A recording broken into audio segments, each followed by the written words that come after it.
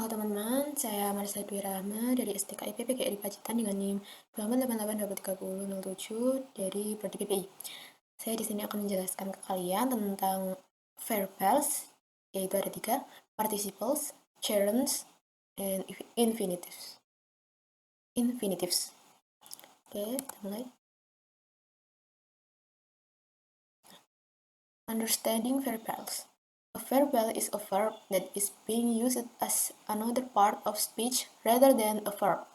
Jadi verbal itu adalah kata kerja yang digunakan sebagai part of speech yang lain daripada kata kerja itu.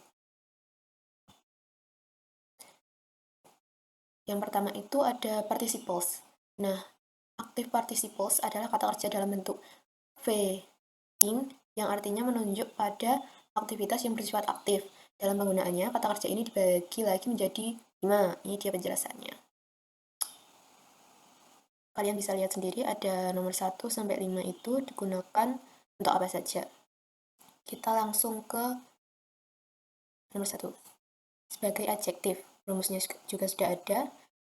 V-ing plus noun sama noun plus to be plus v-ing. Participle is a verbal that acts as an adjective. Jadi, participle itu verbal yang berperan sebagai adjektif, kata sifatnya. Contohnya, the crying woman left the movie theater. Crying woman. Crying-nya itu menjelaskan woman-nya. Sama juga yang the frustrated child run away from home. Itu kan menjelaskan child-nya. Oke, lanjut. Yang kedua, untuk membentuk continuous tense. Contohnya, I'm studying mathematics now. He has been teaching in the school since she graduated. Dan lain-lain. Kalian juga bisa baca-baca sendiri. Saya sudah buatkan PPT-nya. Nah, sampai nomor 5 itu. Participle itu ada past or present. Participle ending in an ing are present participles. Jadi kalau belakangnya itu ing, itu pasti present. Tapi kalau belakangnya itu ed, itu pasti past. Contohnya, the boring teachers talk for hours. Nah, itu boring itu kan pakai ing, berarti present. Sedangkan kalau yang bawahnya, the bored students fell asleep, itu past. Gerund.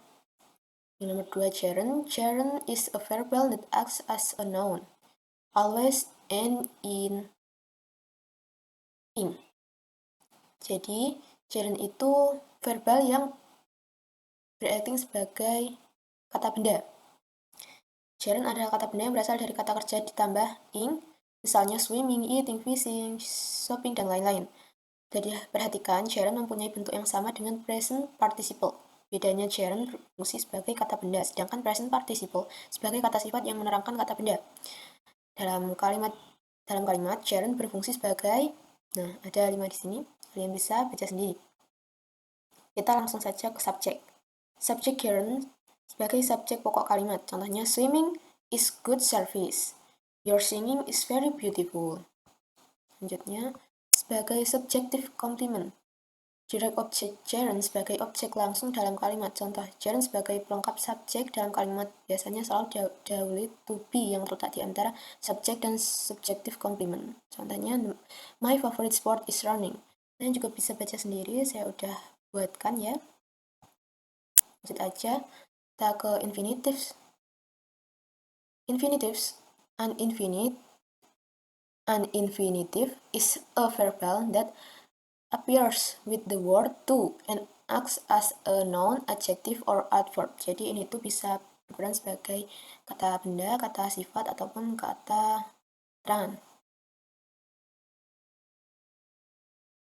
Infinitive sebagai kata benda. Noun. To say is easy, but to do is difficult. To say ini sebagai nounnya. Sedangkan infinitive sebagai kata sifat, adjektif. I have no time to go. The desire to success is strong in youth. Lalu infinitive sebagai kata keterangan, adverb. I come to meet you. We read to get new information. Nah, seperti itu. The use of to infinitive. Jadi infinitive itu dibagi dua lagi menjadi to infinitive dan bare infinitive. Yang to infinitive ini sudah saya buatkan rumusnya, materinya, kalian bisa baca sendiri. Sedangkan bare infinitive ini juga sudah saya ringkaskan untuk kalian. Seperti itu saja dari saya. Terima kasih karena udah perhatikan dari awal sampai akhir. Assalamualaikum warahmatullahi wabarakatuh.